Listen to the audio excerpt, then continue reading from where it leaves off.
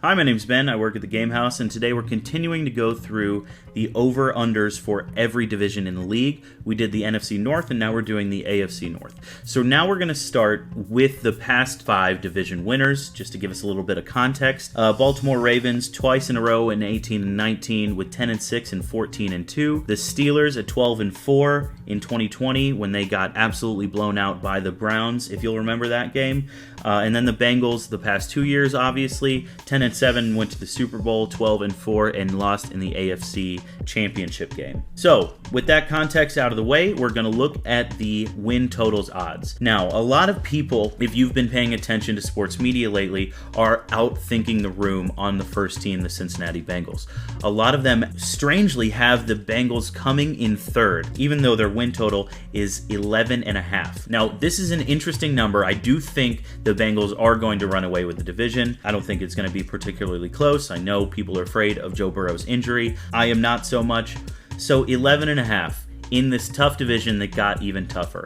I'm going to go over, but slightly. I would say 12 wins makes a lot of sense, maybe 13 wins, but this division got a lot harder. Their schedule is hard. I think it's an easy bet on 12 wins this year because they're going to drop a few that they shouldn't, just like they always do, but I think they're going to perform relatively well against their own division. Baltimore Ravens, Cleveland Browns, and Steelers are all at 8.5, so we're just going to go through them one at a time.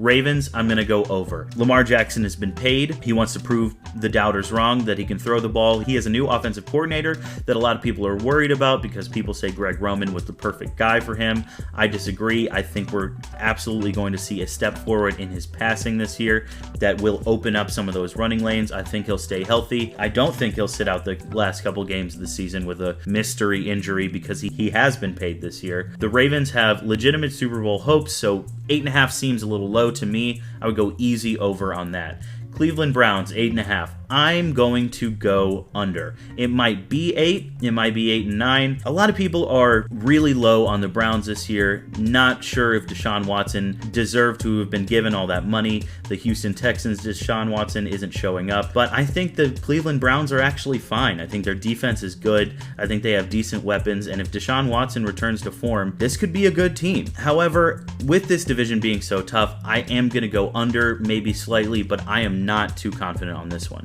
And then the Steelers at 8.5, that's a perfect line. But since they've never had a losing season, I'm going to go over, but only slightly. I think they're going to come in third in the division. Some people have them finishing first in the division. I think that's ridiculous. I don't think they have a chance to finish first whatsoever. But 8.5 is a little too low because they've never had a losing season under Mike Tomlin. And this is more of a Mike Tomlin bet than a Steelers bet. I'm not high on Kenny Pickett. I'm not high on George Pickens in his preseason. I'm not high on anybody on the defense besides, obviously, TJ Watt. But let me know what you think below. Where do you have the Bengals finishing?